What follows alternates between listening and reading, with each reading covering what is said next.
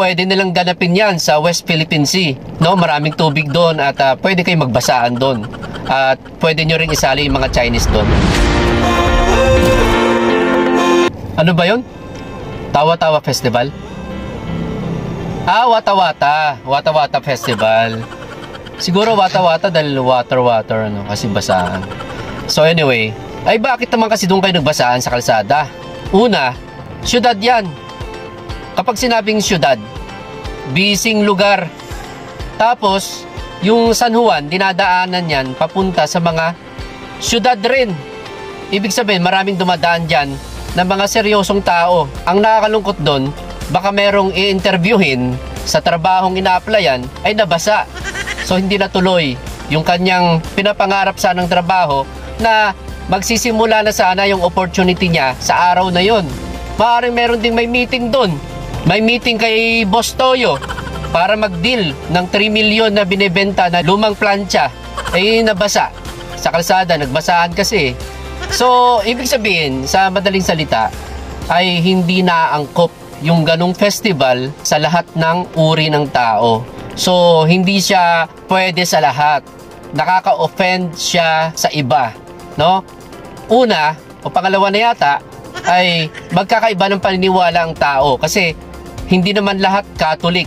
Kasi yung ganyang estilo ng festival, yung may basaan na yan, ay ginagawa karamihan niya ng mga Catholic. Sineselebrate nila si John the Baptist, di ba?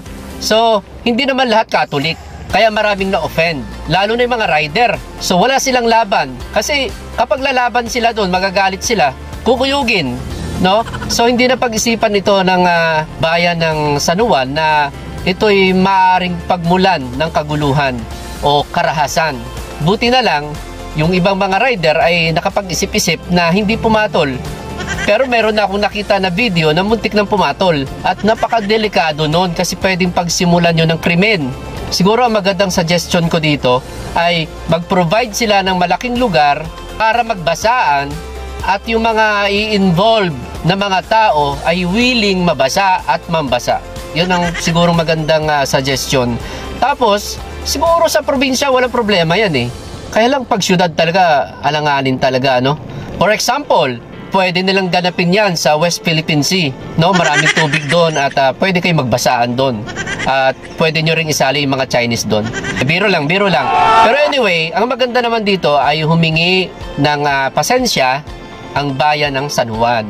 So, ibig sabihin, sa pagkakamaling ito ay meron silang lesson na natutunan. Yun naman yung maganda.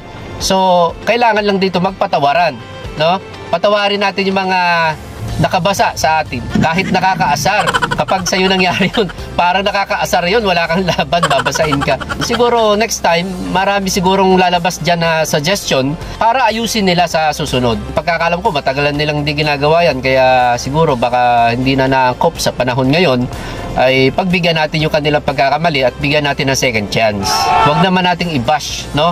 Ang San Juan o di kaya yung mga taong mga nambasa na ngayon ay sikat na ang pagmumukha sa social media, lalo na si Boy Dila na napapanood ko lagi dito sa Facebook. Siguro this time pagbigyan natin sila na makabawi at sana kung ako lang ay sana wala na talagang basaan. Kasi nagsisimbolize daw yung basaan sa ginawa ni John the Baptist na pagbabautismo.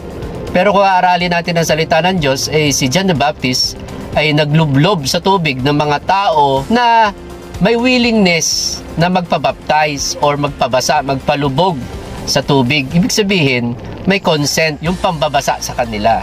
Dapat may paalam na maayos kung okay lang ba. Kasi mamaya, napaka-importante ng lakad nun. Tapos binasa mo. Ganun talaga ang Pilipino, no? Mahilig tayo sa kultura, sa tradition na akala natin katuwaan lang. Pero dapat talaga isaayos natin ang lahat para di tayo maka-offend at makaabala at makaperwisyo. Yun lamang yung aking masasabi dyan.